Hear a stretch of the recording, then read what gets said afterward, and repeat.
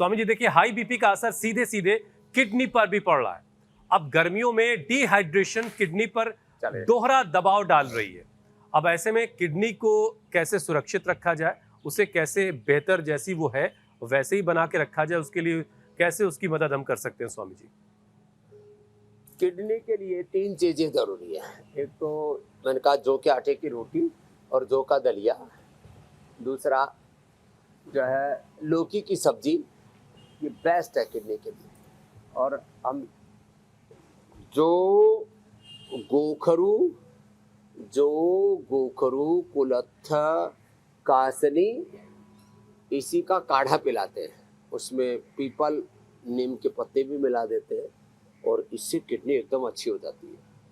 खाली पेट पुनर्नवादि मंडूर या गोखरू और धनिया का पानी। गोखरू धनिया तो सबको उपलब्ध है घरों में। गोखरू हमने सबको उपलब्ध करा दिया। गोखरू और धनिया का पानी।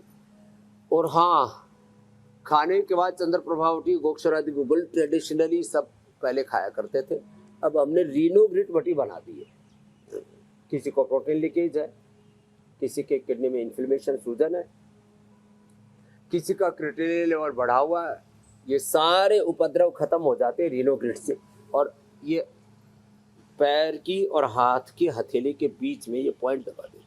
दोनों हाथों में, दोनों पैरों में ये सेम पॉइंट, पैर के तलवे में बीच में और हाथ की हथेली के बीच में ये पॉइंट दबाने से और छोटी अंगुली के टोक पर दबाने से किडनी एकदम अच्छी हो जाती है। बस ज़्यादा नमक, ज़्यादा तीखे पदार्थ, सिंथेटिक दवाइयाँ, सिंथेटिक विटामिन और सिंथेटिक प्रोटीन पाउडर, ये सब किडनी को नुकसान पहुंचाते हैं।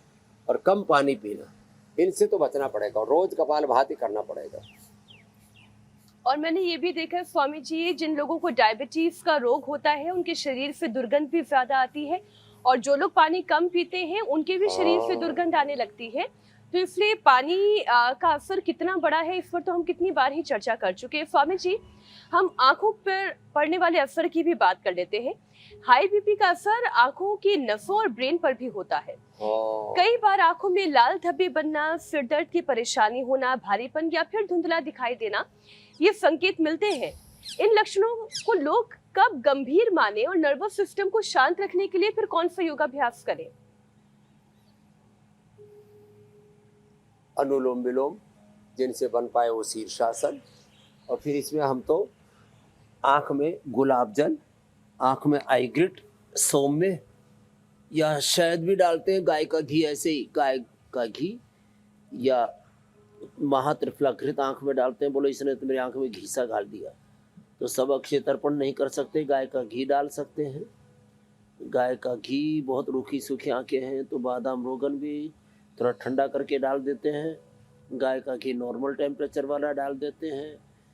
और ये जो गुलाब जल है, सौम्य है, या आईग्रिट ड्रॉप है, आईग्रिट रोटी खाने के लिए है। सूर्य का सुबह सुबह का सूर्य का त्राटक है।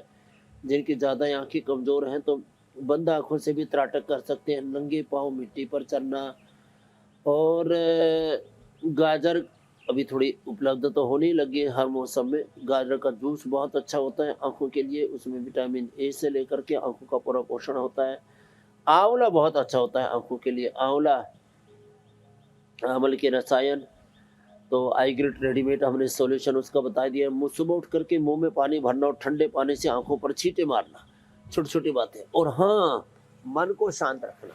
जिनका मन चंचल होता है ना, उनकी आंखों पर भी प्रेशर आता है। ये अनुलोम विलोम प्राणायाम भी आंखों के लिए बहुत ही गजब होता है। बाईं से छोड़ा